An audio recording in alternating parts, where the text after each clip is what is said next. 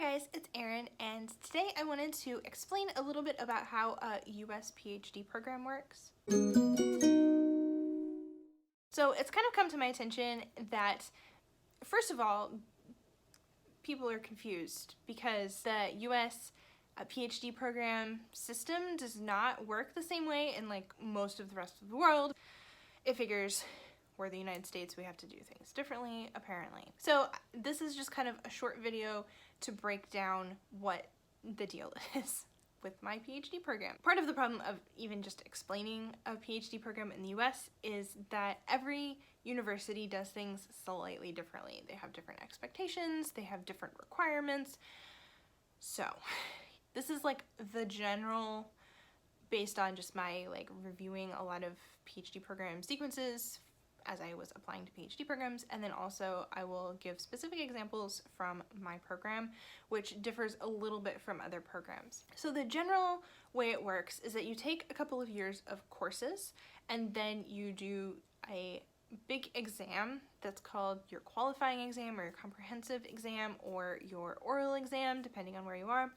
And then you write your dissertation. These are the degree requirements for Boston University's PhD program, which I picked because it's similar to my own program. So you can see you take 8 courses in the first year and then 8 courses in the subsequent 2 years, and then you have to do a review after the end of the first year. You demonstrate reading knowledge of one foreign language, you have to complete your orals, you complete the dissertation prospectus, which I forgot to mention elsewhere, but this is kind of like a plan for your dissertation. It's here's what I want to write about. It's like a 10-ish page document that just goes over like what you want to talk about, what texts you're going to use, what scholarly sources you're going to use, and like why your dissertation fills a hole in the genre.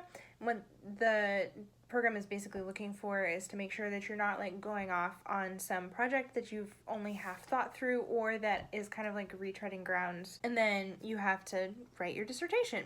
No big deal. This is the breakdown of when you complete things, and again, this looks pretty similar to my own program, except that in my program, the department just goes ahead and acknowledges that you are going to take 6 years to finish. This is Northwestern's program. What I thought was interesting about this is that it shows you the periodization requirements, or what they call the breadth requirements, which is where you actually have to take, as they say, 1 course from each of the following 7 categories.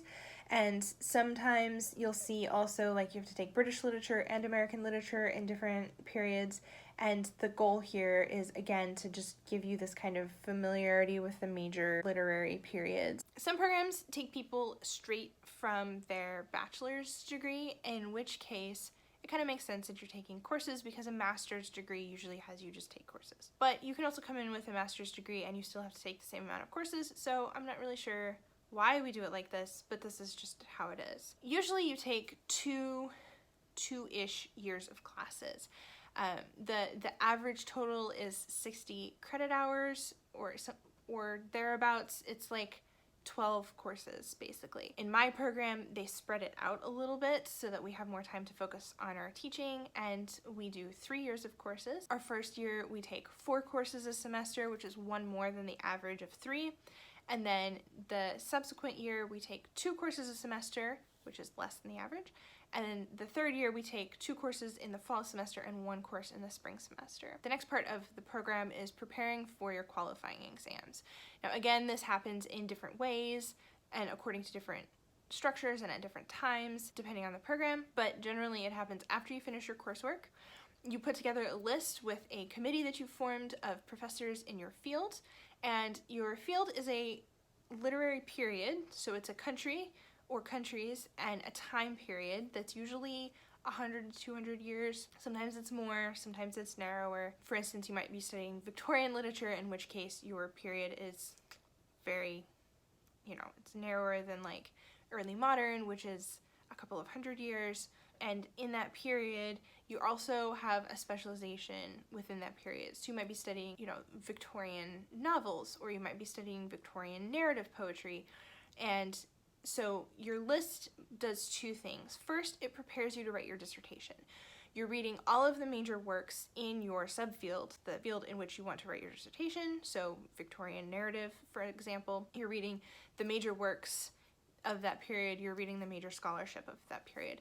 The other thing the exam helps you do is prepare you to be a college professor. And so you're also reading all of the major works of the period.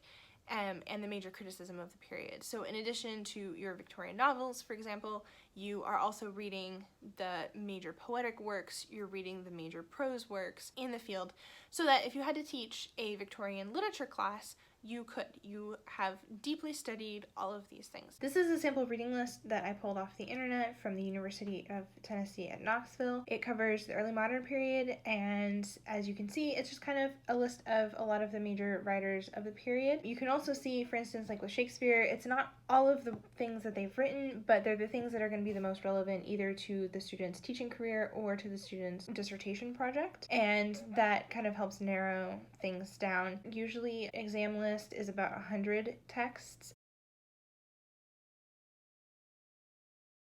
And then here at the end, you see secondary texts, which are the major scholarly texts that are going to be relevant to the student's work.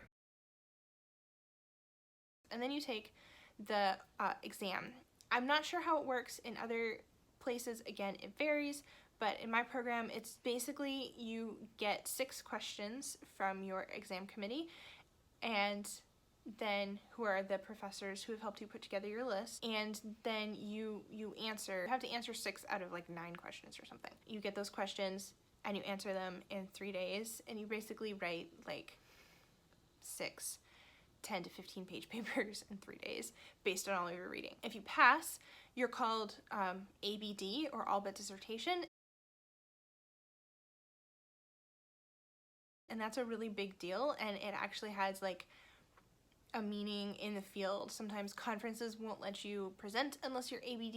You can get hired when you're ABD in a professor job, just like as long as you actually finish the program, things like that. So it's a really big deal to pass your exams. Then finally, you write your dissertation.